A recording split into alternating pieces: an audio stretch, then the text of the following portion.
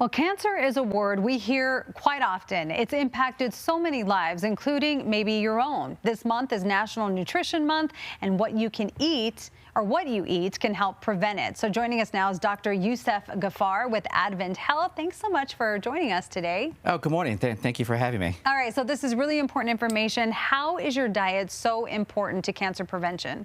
Well, this month is also Colorectal Cancer Awareness Month.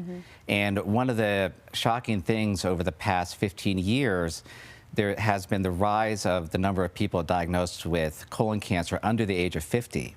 And one of the main reasons may be your diet.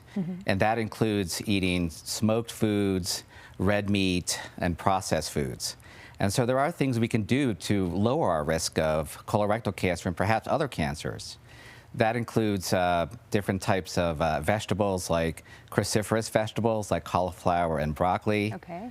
Eating more berries like blueberries, strawberries, and raspberries.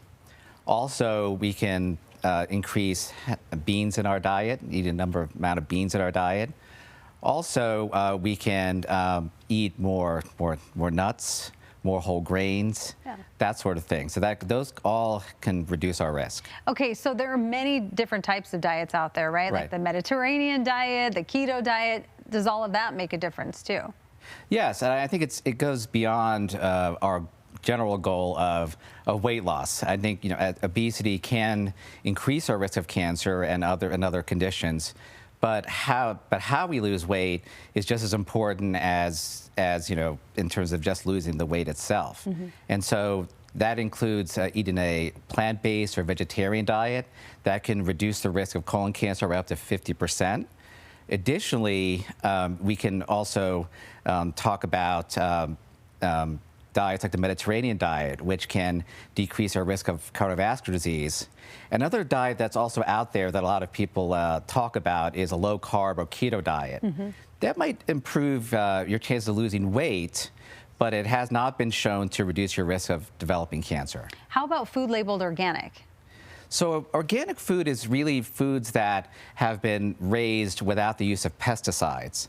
What seems to be beneficial about the organic diet is actually the types of food you're actually eating more of that fresh fruits and vegetables. So that seems to be the major benefit of an organic diet, the types of food you're actually eating. So for people who have no idea where to start when it comes to their nutrition, how can they do this? Where can they go?